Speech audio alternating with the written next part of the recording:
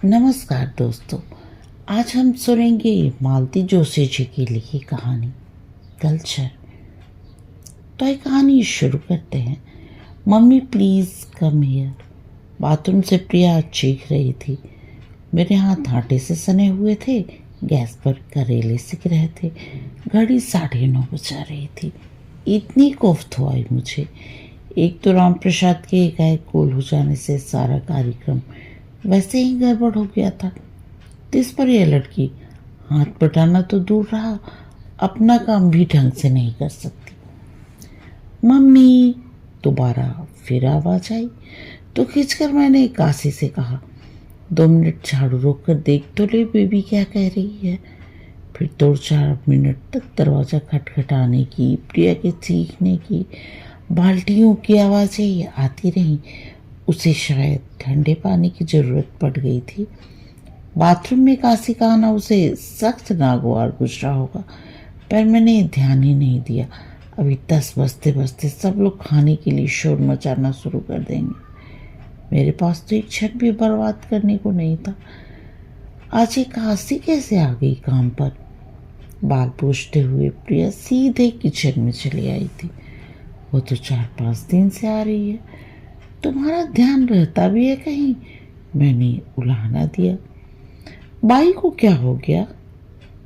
बुखार में पड़ी है। काशी को देखो, तुमसे 3-4 साल छोटी है, पर घर का ही नहीं बाहर का भी काम देखती है और माँ के काम भी संभालती है, तुम्हारी तरह नहीं कि।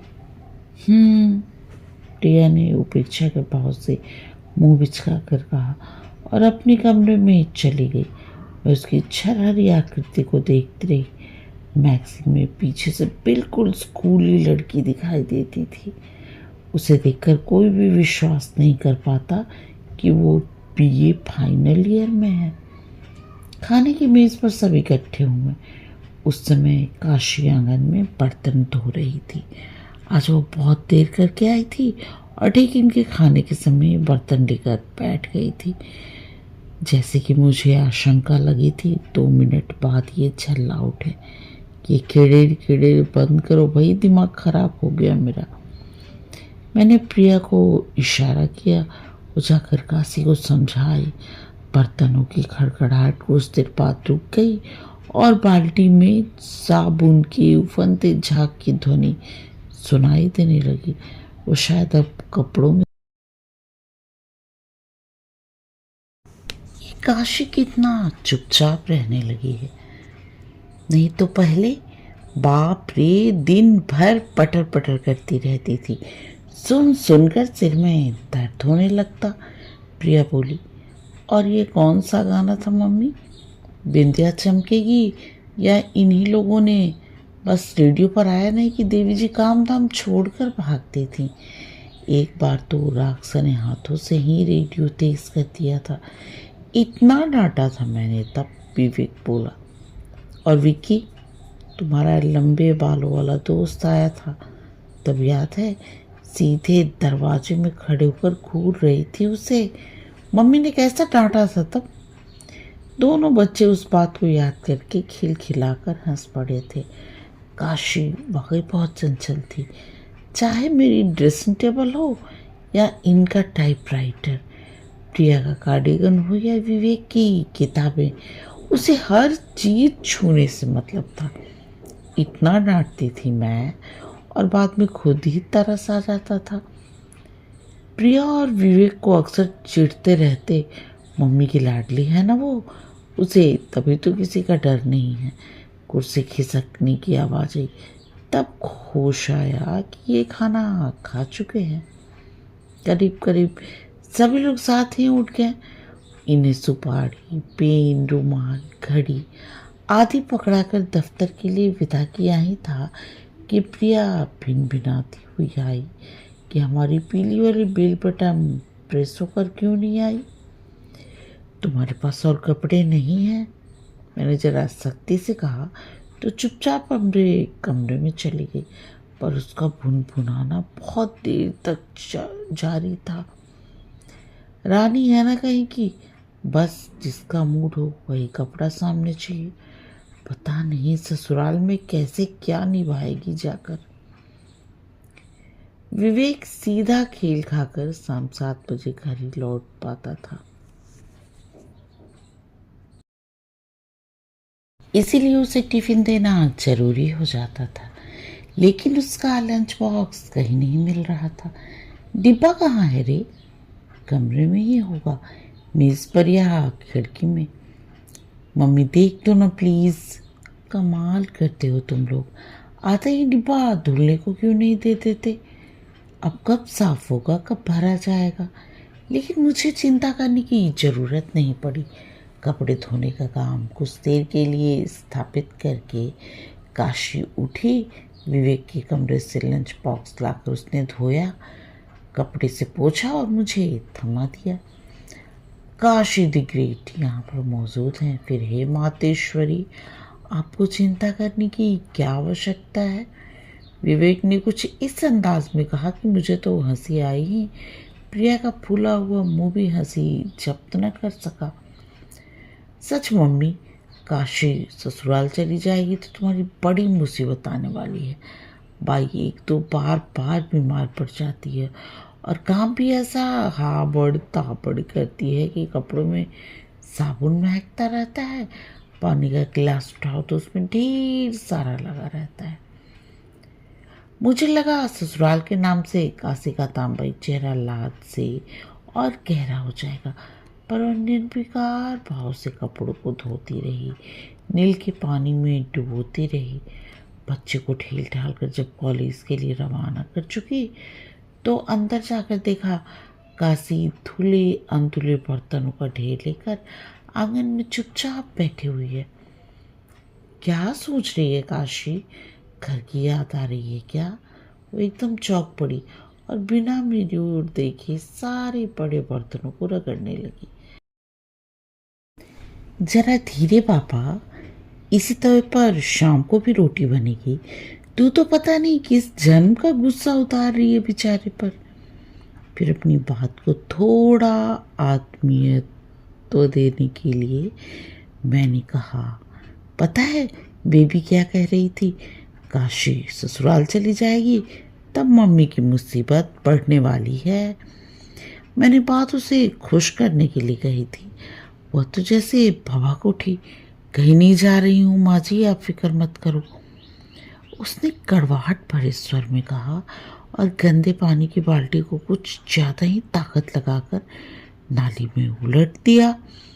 छींटे से अपने को बचाती हुई मैं कमरे में आ गई। बाप रे, कहाँ से सीख लिया है इसने ये तेवर, ये ठसक। अभी कल तक सिलबिल सी कॉलोनी में यहाँ वहाँ घूमती फिरती थी, शादी क्या हो गई, अपने को 30 मार्का समझने लगी है। काम पर आएगी भी तो ऐसी घुन्नी बनी रहेगी कि काम करते डर लगता है। मैं जा रही हूँ माँ जी, दरवाज़ा लगा लेना। कुछ देर बाद उसने मेरे कमरे के दरवाजे पर खड़े होकर कहा। अनिच्छा से मैं उठी, उसके पीछे दरवाज़ा बंद किया और बिस्तर तक पहुँची ही थी, फिर बेल बजी।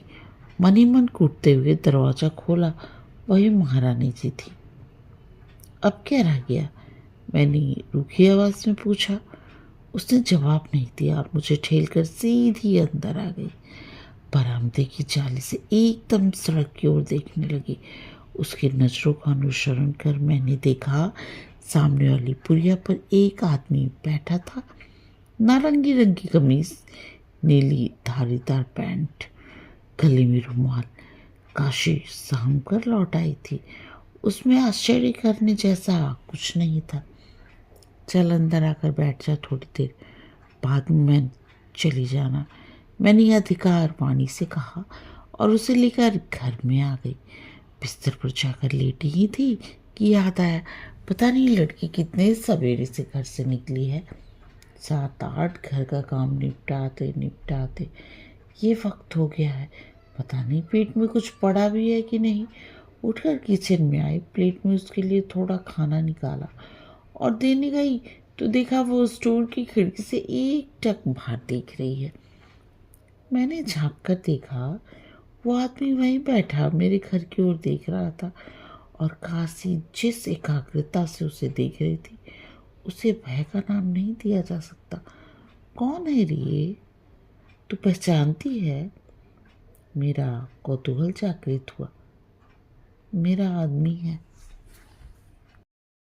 खंजर मंजू, तिरछे नैननी, जैसी पंक्तियों पर गदगद हो जाने वाली मैं उसकी बेबाकी पर स्तब्ध रह गई। मुझसे मिलने आया है? कुछ देर बाद मैंने पूछा। उसने सिर हिला दिया। तो घर पर क्यों नहीं बुलाती उसे? यहाँ किस लिए? लेकिन कहते कहते मेरा गुस्सा अपने आप उतर गया। भला घर पर इतने लोगों के सामने ये कैसे संभव था? ममत्व से भरकर मैंने ही आगे कहा, वो बेचारा वहाँ धूप में बैठा है और तू यहाँ से ताक झाक कर रही है। जा तो उसे मेरे पास लेकर आ। डांटूंगी मैं उसे। शादी को 2 साल हो गए, अब तक विदा कराने की सुध नहीं आई। वो तो लेने आ जाता है, पर मेरा बाप भेजता कहाँ है?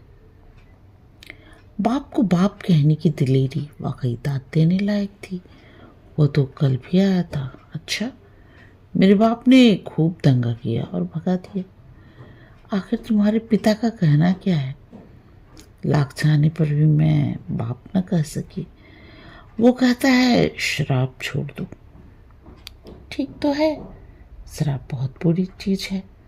बुरी तो है, पर कौन नहीं पीता? मेरा बाप पीता है, काका पीता है, भाई पीता है। मर्द कमाएगा तो पिएगा नहीं? मैं तो सचमुच हैरान थी। 16-17 साल की उम्र में कैसी बुजुर्ग बन गई, और हमारी शहजादी हैं। घंटों ड्रेसिंग टेबल के सामने बैठना जरूर सीख लिया है, पर मम्मी की गैर हाजिरी में घर पर कोई मिलने वाला आ जाए तो उनकी सिट्टी पिट्टी गुम हो जाती है। बड़ी बूढ़ियाँ ठीक ही कहती हैं, कलश का पानी और हवन का कुंड। लगते ही लड़की जवान हो जाती है, औरत बन जाती है, और तब पिता का घर उसे सालने लगता है।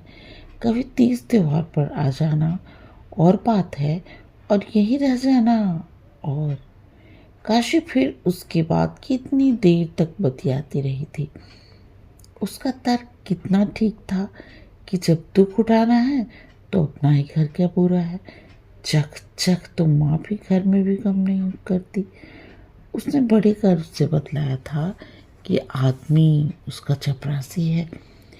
उसे काशी का घर घर जाकर बर्तन मांजना पसंद नहीं है। इस बात पर कई बार आकर वह लड़ाई कर चुका है। थोड़े दिनों तक काशी का बाहर जाना बंद हो जाता है, लेकिन आखिर कब तक? मेरे मन पर दिन भर पति को एकटक निहारती उसकी आंखें, उसका तमतमाया चेहरा, बाप के नाम पर घृणा सी उगलती उसकी आवाज़ छाई रही। मेरे स्वभाव में एक दुर्बलता है, जो बात मन को छू जाए वो दिन भर नहीं भूलती। अखबार में पड़ी हुई हत्याओं की खबरें, सड़क पर कुचला कुत्ता, भीड़ से पिटता व्यक्ति, सास की ज्यादतियों से संत्रस्त सामने वाली पंडिताइन, सब जैसे मेरे मन में घर करके बैठ जाते हैं, और मैं दिन भर उन्हीं की बातें करती हूँ, चाहे किसी को दिलचस्पी हो या ना हो। रात खाने के बाद हम लोग ड्राइंग रूम में बैठे थे, जब मैंने यही प्रसंग छेड़ दिया। विवेक कार्टर ब्राउन की कोई पुस्तक पढ़ रहा था, ये टाइम्स देख रहे थे। दोनों ने सिर उठाकर मेरी बात को ध्यान से सुना, फिर पढ़ने में डूब गए। जाहिर था उन्हें कोई इंटरेस्ट नहीं था इस काशी पुराण में। प्रिया लेकिन रेडियो सुनते सुनते बिफर पड़ी। ये काशी तो एकदम पगलेट है। कैसे? अरे इतना बखेड़ा करने की जरूरत ही क्या है? जब शहर में उसका हस्बैंड रहता है तो ठाट से चले जाना चाहिए उसके पास। वो तो मैरिड है, उसे तो कोई डर होना ही नहीं चाहिए। तू समझती नहीं है पगली, इन लोगों का कल्चर बहुत अलग है, बड़े कहर होते हैं।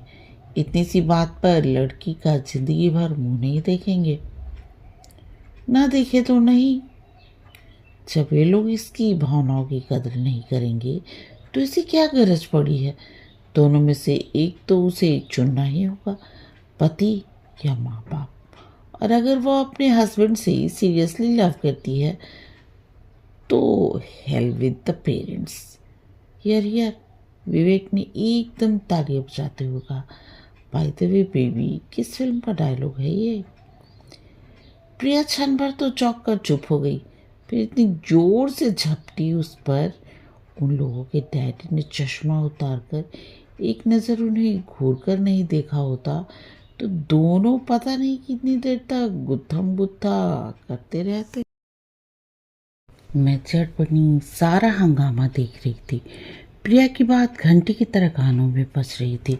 कल को सचमुच हुई इसका मन कहीं चला गया तो ये तो शायद एक बार पूछेगी भी नहीं, सीधे रजिस्ट्रार ऑफिस से लौटकर ही बताएगी। 2-3 दिन तक अकारण उदासी से घिरी रही मैं। अपनी चिंता किसी के साथ बांट लूं ये भी तो संभव नहीं था। विवेक अभी बहुत छोटा था और उसके डैडी, उनके पास तो ऐसी छोटी मोटी बातों के लिए वक्त ही कहाँ था, बस दफ्तर और फाइलें।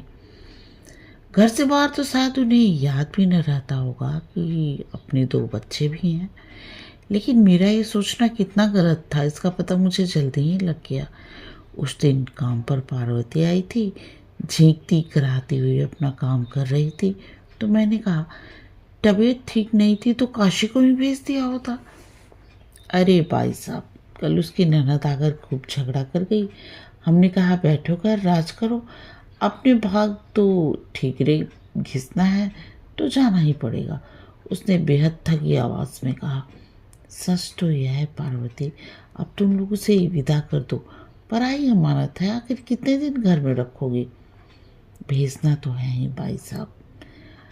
वह एक उस सांस लेकर चुपचाप रही, फिर कुछ देर बाद थकी थकी सी आवाज़ में बोली, नेक सुविधा हो जाए ऐसी नंगी बुच्ची कैसे भेजते? मतलब चीज़ वस्तु तो उसकी सब बनी के यहाँ पड़ी है, इस महंगाई में ऐसी आग लगाई है कि क्या कर रही हो? इस तरह प्यादा लड़के के गहने कोई गिरवी रखता है? मेरा मन घृणा से भर उठा। कुछ न पूछो भाई साहब, ऐसा कसाई है उसका बाप, दारू पी पी कर सत्यानाश कर दिया उसने। मैं 4 घर का काम न करूं तो बच्चों के पेट में दाना न पड़े। अब यह बोलते बोलते वो अचानक चुप हो गई। अपनी दक्षिणी साड़ी का पल्लू माथे पर खींचकर उसने मुंह एक ओर फेर लिया। मैंने मुड़कर देखा, हाथ में ब्रीफकेस लिए ये बेडरूम के दरवाजे पे खड़े थे। अरे आप कैसे आ गए? दरवाज़ा खुला था, उन्होंने रूखी आवाज़ में कहा। मेरा मतलब है इस समय, पर मेरी बात समाप्त होने से पहले ही वे कमरे में लौट गए। किचन में जाकर मैंने झटपट चाय बनाई और कमरे में आकर देखा कोट कुर्सी की पीठ पर टंगा हुआ है और ये आराम कुर्सी पर लेटे हुए हैं। तबीयत तो ठीक है ना? मैंने चाय उड़ेलते हुए कहा। ठीक है, नहीं मेरा मतलब था इस वक्त कोई गुनाह तो नहीं किया ना? अब इसके आगे कोई क्या बोले, चुपचाप बैठी चाय की घूंट भरती रही। भाई साहब मैं चाहती, पार्वती ने पर्दे के बाहर से कहा। मैं उसके पीछे दरवाज़ा बंद करने के लिए उठी। लौटकर कुछ कहने की गरज से मैंने कहा, इन लोगों को अभी क्या कल्चर होता है? पार्वती बतला रही थी उसके पति ने लड़की के सारे गहने गिरवी रख छोड़े हैं। सब सुन लिया है मैंने, and I am least interested. एक बात कहूँ? मैं चुप। दूसरों की लड़कियों की ये इतनी खोज खबर रखती हो, अपनी लड़की का आता पता मालूम है?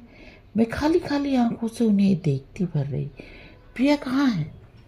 कॉलेज गई है। लौटे तो उससे पूछना कौन सी फिल्म देखी। फिल्म? आपने कहाँ देखा उसे? अल्पना के पास ओल्ड सेक्रेटेरिएट गया था, वहीं से लौटते हुए देखा। सोचा तुम्हें भी एक खुशखबरी देता चलूं। उनके व्यंग की धार मेरे अंतःस्थल पर खरोंच सी करती चली गई। फिर उठकर कोट पहनते हुए बोले, एक बात शायद बताना भूल गया, प्रिया अकेली नहीं थी और मैं जानता हूँ साथ में कौन था। कौन था? यानी कि लड़का। उनके जाने के बाद भी बड़ी देर तक मैं शून्य होकर बैठी रही।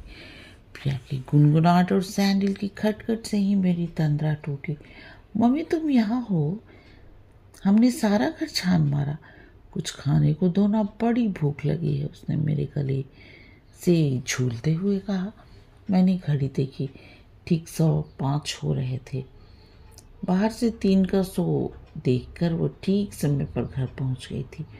मम्मी के संदेह की जरा भी गुंजाइश उसने नहीं छोड़ी थी। मेरा मन तिक्त हो उठा। उठो ना मम्मी प्लीज़, टॉकीज पर कुछ रिफ्रेशमेंट नहीं मिला क्या आज? मैंने सहज स्वर में पूछा। टॉकीज? उसने बड़ी बड़ी आंखों को गोल गोल घुमाया। कौन सी पिक्चर देखी आज? मैंने दूसरा प्रश्न पूछा। तुम्हें कैसे पता चला? उसने आशंकित स्वर में पूछा।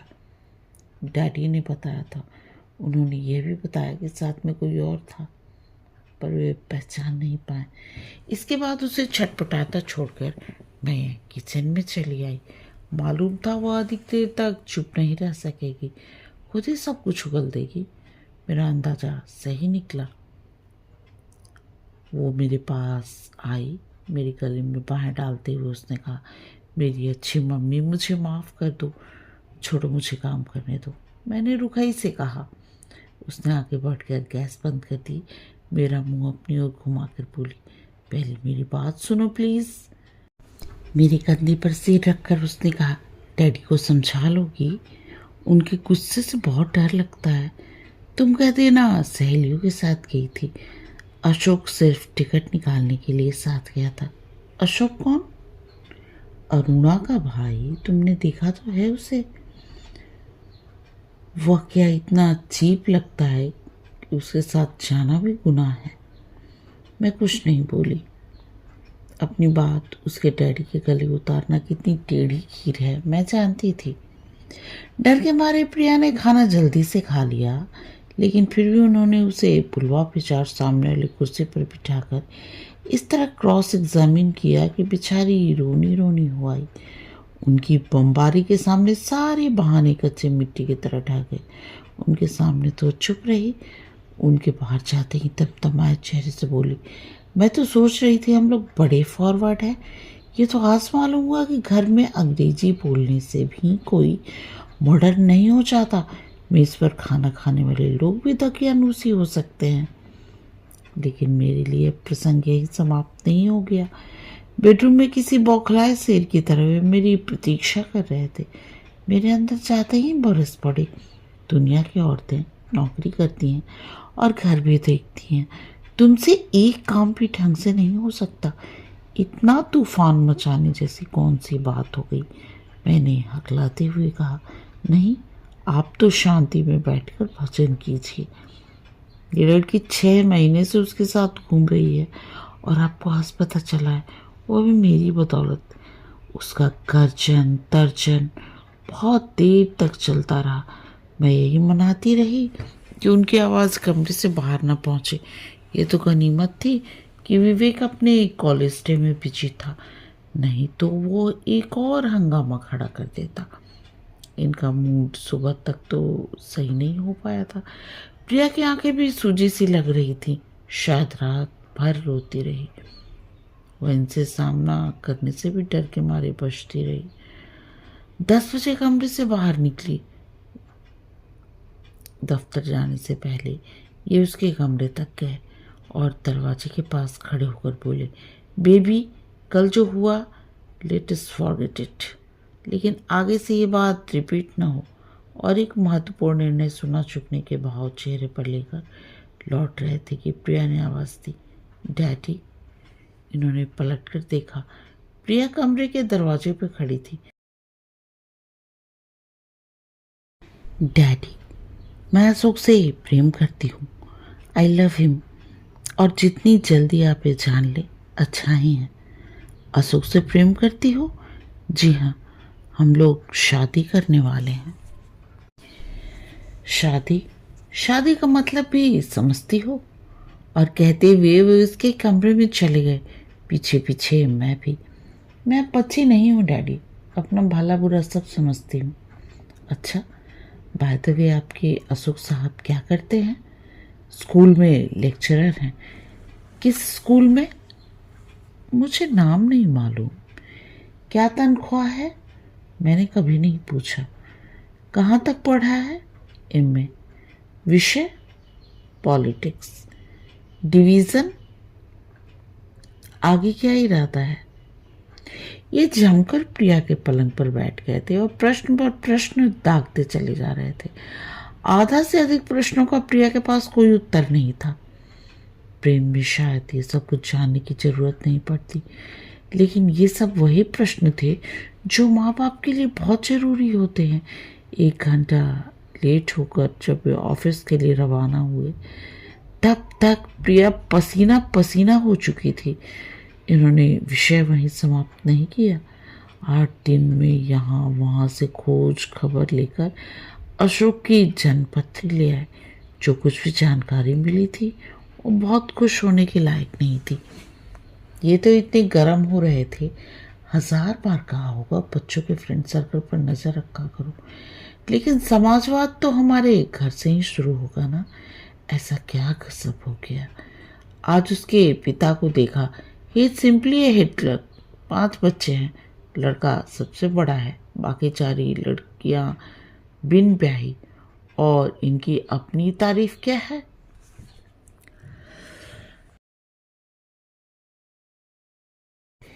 सेकंड क्लास एमए है पॉलिटिक्स में और किसी प्राइवेट स्कूल में टाइम पास कर रहे हैं। मैं तो हैरान हूँ, अपने पाँव के नीचे ज़मीन नहीं है, फिर भी लोग बाग इश्क करते कैसे हैं। सारा का सारा वर्णन इन्हीं शब्दों के साथ प्रिया को सुनाया गया। वो लोभी तो कर रहा है, उसने रोनी आवाज़ में कहा। उससे क्या होता है बेबी? मेरे पास 20 क्लर्क हैं जो बीए एलएलबी हैं और 20 हैं जो 2-2 विषयों में एमए कर चुके हैं या कर रहे हैं। बाहर की दुनिया में कंपटीशन कितना टफ है जानती हो। मैं थोड़े में गुजारा कर लूँगी। थोड़े में मतलब कितने में? मिनिमम रिक्वायरमेंट्स तो मनुष्य को चाहिए ही ना। वो किसी कंपटीशन वगैरह में बैठ जाएगा। आजकल इतनी परीक्षाएं होती हैं, परीक्षाओं में क्या कर लेंगे जनाब। सेकंड क्लास करियर है, शुरू से आखिर तक। इतना आसान नहीं कंपटीशन में आना। उसके घर गई हो कभी? कई बार। उसकी बहन मेरी सहेली है। दोनों घरों के कल्चर में, स्टैंडर्ड में कितना फ़र्क है, कभी गौर किया है? 2 घंटे लिए सहेली बनकर जाना अलग बात है, हमेशा जाकर रहना और बात है।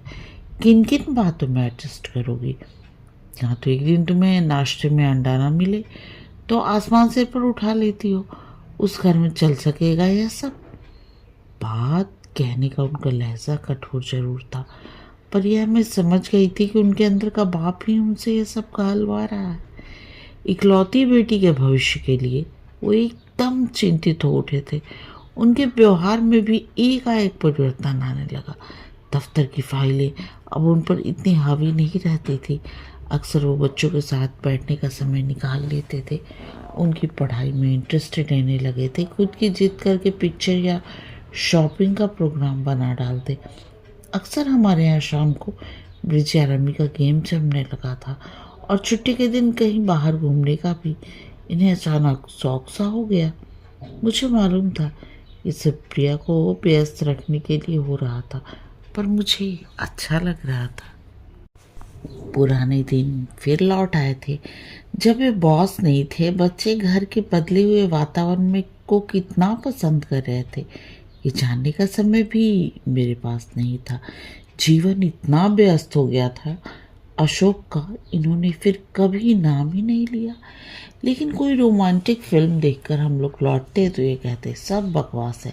अगर सचमुच इन लोगों को ये सब निभाना पड़े तो हाँ, इन सब हेममालिनियों को छठी का दूध याद आ जाए। प्रिया दार्शनिक मुद्रा में डैडी की बातें सुनती रहती। वह इन दिनों बहुत गंभीर हो गई थी। अक्सर अपने कमरे में बैठी शून्य में देखती रहती। कॉलेज भी अदा कदा भूल कर जाती थी। उसकी खिलखिलाहट के बिना घर घर नहीं लगता था। सहेलियों का जन्मघट भी पहले का सा नहीं लगता। कई बार उसे तकियों में मुंह छुपा कर रोते हुए भी देखा। मेरा माँ का मन सांत्वना के लिए दौड़ पड़ता। मैं कहना चाहती थी, बेबी, लोग कुछ भी कहें, मनुष्य को अपने मन की आवाज़ पर भी अमल करना चाहिए। जीवन में पैसा ही सब कुछ नहीं होता, पर आवाज़ मेरे गले में ही फंस कर रह जाती। मैं सिर्फ उसके सिर पर हाथ फेरती रहती। नंदोई जी का पत्र आया था। लिखा था, शोभा का उनकी लड़की का डॉक्टर देवर 2 महीने के लिए अमेरिका से आया हुआ है। इस बार शादी करके ही वापस जाएगा। यद्यपि हम परिवार के बारे में शोभा की शादी में सुन चुके थे, उन्होंने फिर सारा वर्णन लिखा था। ससुर रिटायर्ड कमिश्नर हैं, एक जेठ आर्मी में है, एक जेठ उत्तर प्रदेश में डिप्टी सेक्रेटरी पद पर है। शोभा का पति किसी प्राइवेट फॉर्म में एग्जीक्यूटिव पोस्ट पर है। ननद नंदोई कनाडा में फॉर्म लेकर वहीं सेटल हो गए हैं। छोटी ननद आईएएस की तैयारी कर रही है, वगैरह वगैरह। अंत में लिखा, हम चाहे तो प्रिया को यहाँ दिखा दे। पत्र पढ़कर इन्होंने पूछा, क्या विचार है? मैंने कहा, मेरा विचार किस काम का? अपनी लाडली से पूछे तो उसके मन की थाह ही नहीं मिलती आजकल। पूछने का काम तो माँ लोगों का ही होता है। खैर, पत्र तो उसे दिखाई दो, उन्होंने कहा। सचमुच घर पर दोनों ही ऐसे थे कि किसी को भी लालच हो रहा था, लेकिन मैं प्रिया पर किसी तरह का दबाव डालना नहीं चाहती थी। मैंने पत्र उसे देकर कहा, पापा ने तुम्हारी राय जाननी चाहिए। 2 दिन यूं ही निकल गए। तीसरे दिन दफ्तर जाते हुए वो बोले, भाई मेरे कपड़े ठीक करके रख देना, रात को पंजाब मेल से जाऊंगा। हाँ, और प्रिया तुमने क्या तय किया? प्रश्न इतना सीधा और अप्रत्याशित था कि मैं और प्रिया दोनों ही स्तब्ध रह गए। तो मेज पर पड़े फिल्म फेयर के पन्ने पलटती रह गई। Come on baby, cheer up, जूते के तस्मे बांधते हुए ये बोले, इसमें इतना सोचना क्या है? ये सर नो बस। डैडी, उसने कांपती हुई आवाज़ में शुरू किया। डैडी, उसके पास मेरे कई लेटर्स हैं। इतना कहते हुए भी उसे पसीना छूट गया। I will see to that. और कुछ नहीं है? Are you sure? और खटखट सीढ़ियाँ उतर कर ये गैरेज की ओर चले गए। मैं फटी फटी आंखों से प्रिया को देखती रही। उसके पास मेरे कई लेटर्स हैं, सिर्फ लेटर्स हैं। लड़की, तुझे क्या हुआ है? महीना भर अपने आप में घुलते रहने के बाद यही निर्णय लिया है तूने?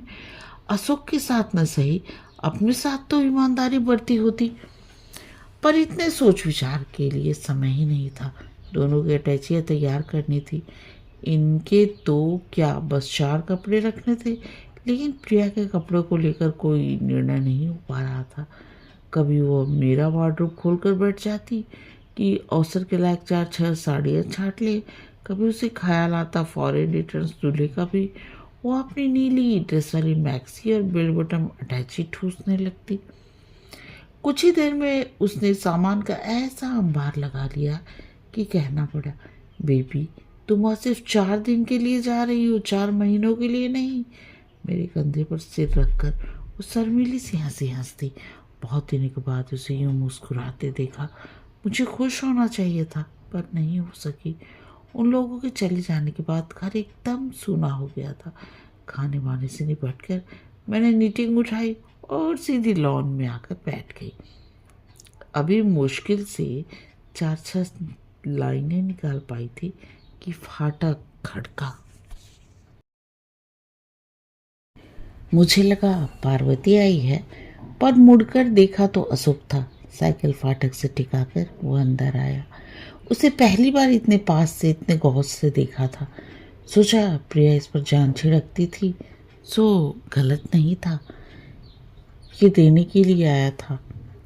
उसने एकदम पास आकर सर्द स्वर में कहा, क्या है? चिट्ठियाँ हैं, गिन लीजिए, 31 हैं। मैंने रेशमी रिबन में बंधा हुआ वो बंडल लेकर मेज पर रख दिया। कुछ कहना चाहती थी, पर शब्द ही नहीं याद आए। आप गिन लेती तो ठीक था, उसने फिर कहा। मुझे विश्वास है किसी तरह इतना कह सकी मैं। थैंक यू, ऐसे अच्छा हुआ आपका संदेश मिल गया, नहीं तो शायद इनकी राखियाँ आपको लौटा पाता। छोटा सा घर है मेरा, इतने सारे कागज कहाँ से अर्ज कर रखता मैं। मैंने उसकी ओर देखा। मुझे उसका चेहरा नन्हे विवेक सा लगा। जब वो खेल में हार कर या पीट कर लौटता था, मन हुआ उसका चेहरा दोनों हाथों से पकड़कर चूम लूं, आंचल में छुपा लूं, दुलार लूं, कुछ तो करूं जिससे वो चेहरा फिर से हंस उठे, खिल उठे। मुझे होश आया तब तक वो दूर जा चुका था, बहुत दूर। चिट्ठियाँ लेकर मैं घर में आई, घर एकदम सुनसान। फिर भी मैंने अपने कमरे का दरवाज़ा कसकर बंद कर लिया। पहला पत्र खोलते हुए लगा, अपनी बेटी के पत्र पढ़ना शायद पाप है, लेकिन अब यह प्रेम पत्र कहाँ थे? अब तो निरे कागज थे ये। पत्र में नया कुछ नहीं था। 19-20 वर्ष की लड़कियां जैसे भावुक पत्र लिखती हैं, वैसे ही थे वे। हर पत्र ने उसमें अमर प्रेम का विश्वास दिलाया गया था। जीवन पर साथ निभाने की कस्में थी, 24 घंटे न देख पाने की विरह व्यथा थी, भविष्य के सपने थे, वर्तमान का मलाल था, उलाहने थे, क्षमा याचना थी। अंतिम 2-3 पत्रों में हम लोगों का जिक्र था। मेरे राजा, मम्मी डैडी सब कुछ जान गए हैं, मुझे सब बताना ही पड़ा आखिर। डैडी तो बहुत नाराज हुए, पर मुझे विश्वास है मेरे चांद को एक बार देख लेंगे तो सारा विरोध भूल जाएंगे। डैडी ने शायद चांद को कभी देखा ही नहीं, इससे पहले ही वो रिजेक्ट हो गया था। उन्होंने किस खूबी से अपनी बातें प्रिया के गले में उतारी थी। जोर जबरदस्ती करती तो शायद वो विद्रोह कर बैठती, पर उन्होंने मौका ही नहीं दिया। वो इसे अपनी सर्किल में घुमाते रहे, दैनिक फिल्में दिखाते रहे, महंगी से महंगी चीज़ें खरीद कर देते रहे। उनके तर्कश का एक तीर भी खाली नहीं गया।